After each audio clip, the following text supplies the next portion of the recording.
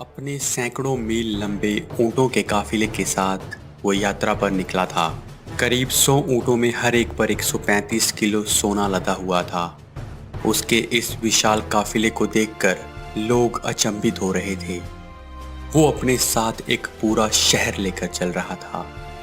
वो Egypt, England, France, रूस या भारत का कोई शासक नहीं था, बल्कि वो था अफ्रीका के सबसे बड़े साम्राज्य का शासक, मंसा मूसा। मंसा मूसा हिस्ट्री में सबसे कम जाना जाने वाला एक शासक हो सकता है, लेकिन वो इतिहास का सबसे अमीर इंसान था। उसके पास इतना पैसा था जिससे बुर्ज खलीफा जैसी 300 बिल्डिंग्स बनाई जा सकती हैं। मंसा मूसा आज दुनिया के सबसे अमीर लोगों से भी कई गुना ज़्यादा डॉलर्स का मालिक था। आज दुनिया में ज़्यादातर अमीर लोग टेक्नोलॉजी के क्षेत्र से जुड़े हैं, लेकिन उसने अपना एम्पायर नमक और सोने के व्यापार से खड़ा किया था। जानते हैं सब कुछ मंसा मूसा के बारे में, लेकिन उससे पहले अगर आप पहली बार हमारे वीडियोस देख रहे हैं तो सब्सक्राइब कर बेल आइकन को दबा दें और ऑल पर क्लिक करना ना भूलें। मंसा मूसा पश्चिमी अफ्रीका के माली साम्राज्य का शासक था। इतिहास के बड़े बड़े प्रोफेसर्स का मानना है कि मंसा मूसा के पास कितनी दौलत थी इसका अनुमान लगाना नामुमकिन है। हालांकि कुछ सोर्सेस के अनुसार उसकी कुल संपत्ति 400 बिलियन डॉलर्स बताई जाती है, पर कहा जाता है कि उसकी संपत्ति की गणना करना असंभव है।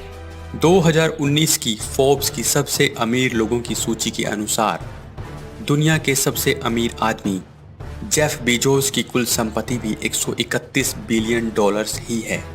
इससे आप अनुमान लगा सकते हैं कि मंसा मूसा एक नाम नहीं बल्कि एक लेजेंड था।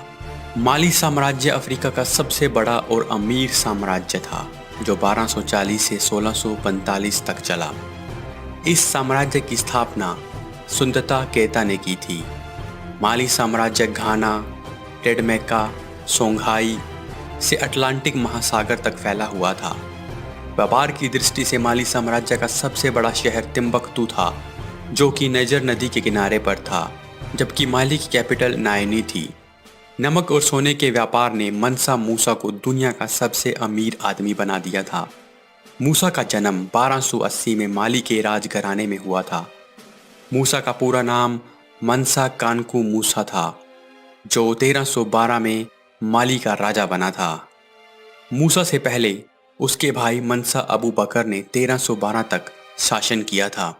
अबू बकर बहुत महत्वाकांक्षी इंसान था। वो अटलांटिक महासागर को पार कर उससे आगे की दुनिया को देखना चाहता था।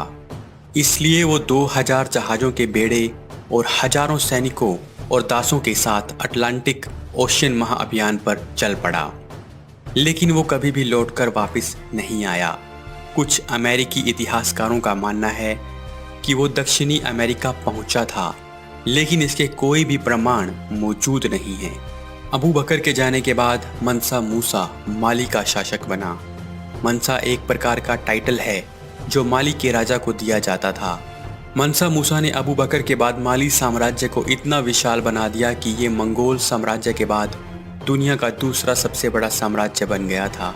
मूसा ने 24 शहरों को अपने अधिकार क्षेत्र में ले लिया था। मूसा का साम्राज्य 2000 मील तक फैल चुका था। मूसा के पास 1 लाख की पैदल सेना और 10,000 घुड़सवारों की सेना थी। मूसा का साम्राज्य इतना बड़ा हो चुका था कि उसे अपने साम्राज्य को छोटे छोटे राज्यों में बांटना पड़ा और सभी राज्यों के लिए गवर्नर्स की नियुक्ति की गई, जिन्हें फरबा कहा जाता था। मूसा ने व्यापार के लिए टैक्स इकट्ठा करना शुरू किया और सोने चांदी की खदानों की बदौलत मूसा बन गया था इतिहास का सबसे अमीर आदमी। पूरी दुनिया में मौजूद सोने का आधा सिर्फ मूसा के पास था। मक्का की यात्रा। मूसा इतिहास का सबसे अमीर इंसान था, लेकिन उसकी इस विशाल धन संपदा और दौलत के बारे में बाहर की दुनिया को ज़्यादा पता नहीं था जब तक मूसा ने मक्का की यात्रा नहीं की थी। मंसा मूसा एक मुस्लिम शासक था, इसलिए किसी भी मुस्लिम की तरह वो भी मक्का की तीर्थ यात्रा करना चाहता था। उसकी यह तीर्थ यात्रा दुनिया को उसकी अकूत धन संपदा के दर्शन करवाने वाली थी और मूसा चल पड़ा था मक्का की यात्रा पर अपने 60,000 लोगों के साथ। मूसा ने सहारा रेगिस्तान और इजिप्ट से होकर मक्का तक की यात्रा पूरी की। मूसा अपने साथ एक पूरा शहर लेकर चल पड़ा था। उसके साथ पूरा शाही परिवार, सेना, व्यापारी, दासों के साथ साथ नाचने गाने वाले भी इस यात्रा पर गए थे। मूसा के इस काफले में 100 से अधिक ऊंट ऐसे थे जिन पर सैकड़ों किलो सोना लदा हुआ था, जिसे मूसा रास्ते में मिलने वाले गरीबों भिखारियों में बांटता हुआ आगे बढ़ रहा था। मनसा मूसा की इजिप्ट यात्रा। मनसा मूसा की मक्का यात्रा का सबसे रोमांचक समय वो था जब वो कायरो शहर में पहुंचा।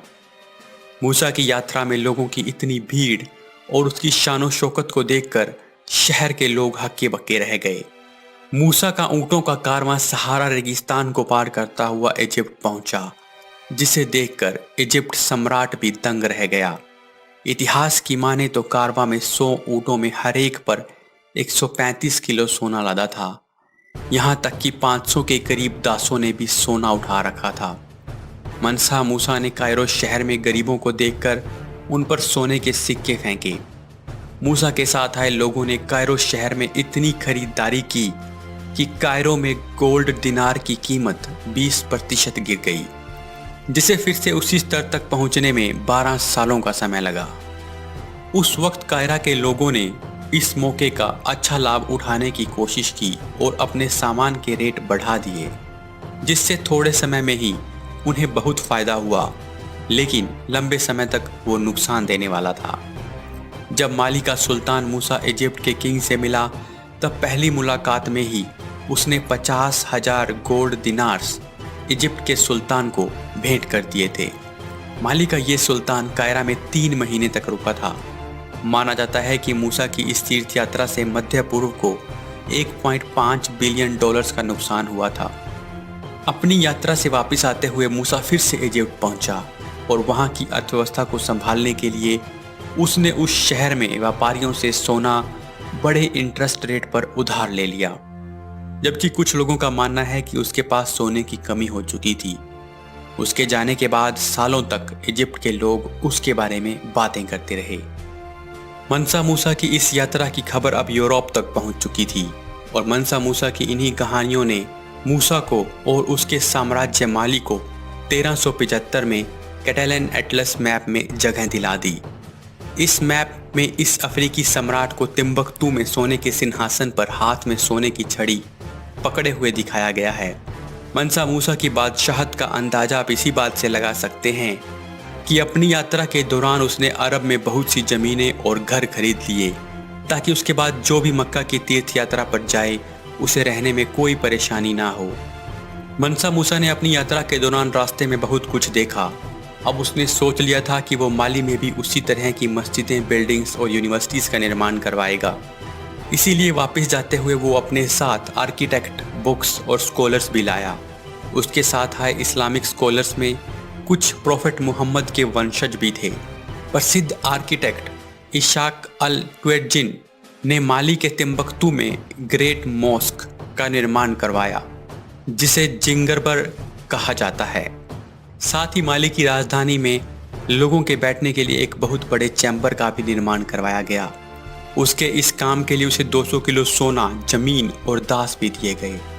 इसके साथ ही मूसा ने तिम्बकतू जैसे शहरों में यूनिवर्सिटीज़ और स्कूल का भी निर्माण करवाया।